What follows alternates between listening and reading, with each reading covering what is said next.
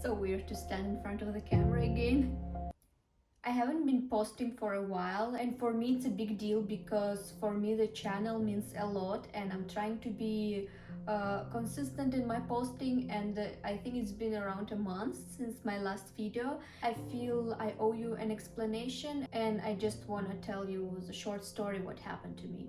Today is the second day since I am out of hospital, the second day since I can eat, talk, and you can't imagine how unbelievably grateful and happy I am for this. Around 10 days ago, it was Saturday, and it suddenly got very cold in Berlin. I went out with my friend. We spent all day outside doing different stuff, buying things for home.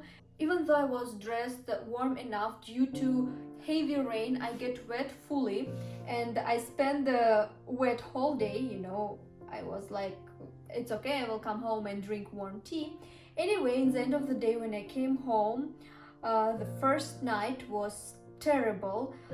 Anyway, I thought it's just the flu. I thought I just catched a cold, and yeah, I started to treat it the way we always treat cold. Then it came Monday, and I couldn't go to my job, and my boss insisted me to go to his doctor to take corona test because, you know, nowadays even if you break your leg, everyone will think it's corona. So I totally understand him. I interact with people, it could be dangerous. Of course, I went to the doctor. I barely could reach doctor because it was already like 2 nights pass and 2 days pass when I didn't eat a thing, when I didn't sleep a minute. But anyway, I went to doctor, and as I expect, I didn't have any corona, thanks God. And he told me that I have very strong inflammation in my throat. He gave me some antibiotics that I supposed to be drinking, and yeah, after that I came home. I was like, oh, good, now I have like the correct medications. Apparently it's not a flu what I'm having, and now I will feel better. But better didn't come. I was just feeling worse and worse, and thanks God that day I wasn't alone. My friend was with me. We called doctor again, and we told that like I can't sit, I can't lie down, you know, I just couldn't find a place put myself to. And doctor told me go urgently to emergency room because apparently my situation was kind of dangerous, anything could happen. Yes, when I went to emergency room, they told me that medications that doctor gave me are not strong enough. I need to have something stronger. I spent there a couple of hours and I start to feel better. You know, it was like when you're sick for a while and you feel a little bit better, you feel like hallelujah, like you feel you're healed, you know. So doctor came and she told me, do you want to stay or go home? And by then it was my third day since I haven't eaten anything, and I was like, can I please go home because I'm so hungry? And doctor let me go. I thought like, since doctor letting me go and since I can swallow, apparently I'm getting better. I went home, and apparently that was a hugest mistake. That night ended up being the worst night in my life without any exaggeration. I came home, I ate, and I went to bed, and I woke up from shaking.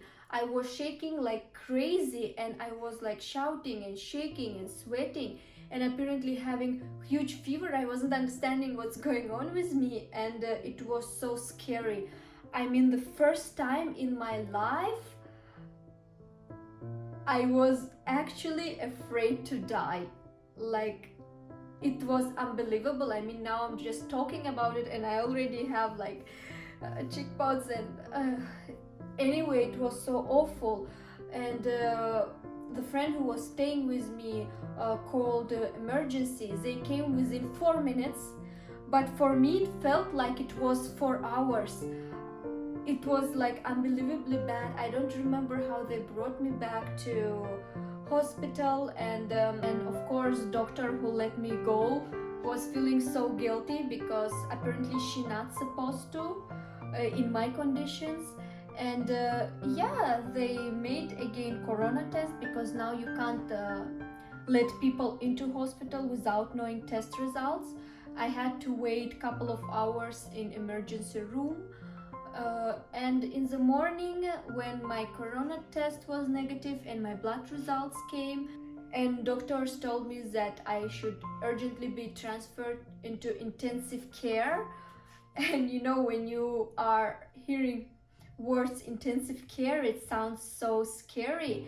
When they brought me there, and apparently I couldn't walk by then, they just brought me on a bed, and it was like in a movie when doctors are taking you on the bed and you are just seeing the ceiling and lighting.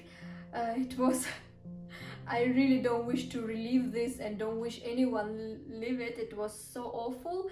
And intensive care looks as scary as it sounds. They put all kind of attachments on me. I had several drips in my artery, in my veins, in my chest, everywhere. My fingers had special stuff, I don't know how true it should be called, and the several screens turn out. I was in really bad and dangerous conditions and situations that I had no idea about. I believed all this time that it's just a flu, and it turned out to be so bad. I end up in intensive care, and long story short, I spent 3 nights in intensive care.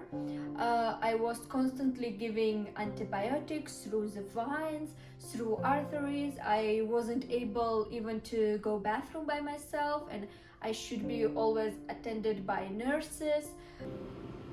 I'm eating first time since 3 or 4 days, and I feel it's best meal ever.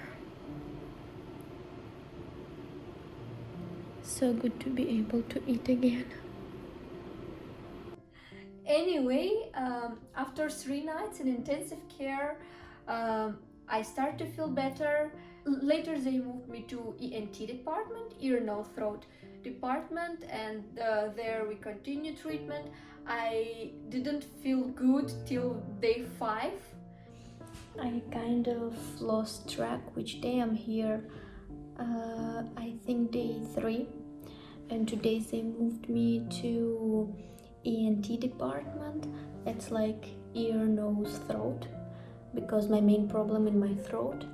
And here I have a normal private room with a bathroom in the room, with windows that can open, with table, and I can sit in chair, because in intensive therapy station there is just bed, and you have to be on bed all the time, and you can't even use bathroom by yourself.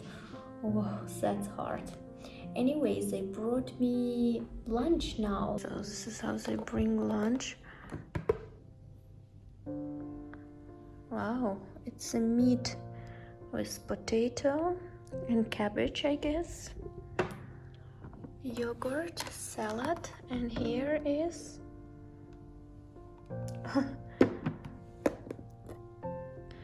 soup. Nice, exactly what I want. Now, when all is gone and I'm feeling better, I am so grateful that all of it passed. I'm at home, I'm more or less healthy, and I hope I will continue to recover. And the point of all this video and my long speech and story is not that I want you to feel sorry for me or wish me health or something. No. I mean, I'm so grateful to all people who wrote me. There were a lot of people. Thank you so much. The point of all this story is that it sounds so cliche, but health is the most important thing.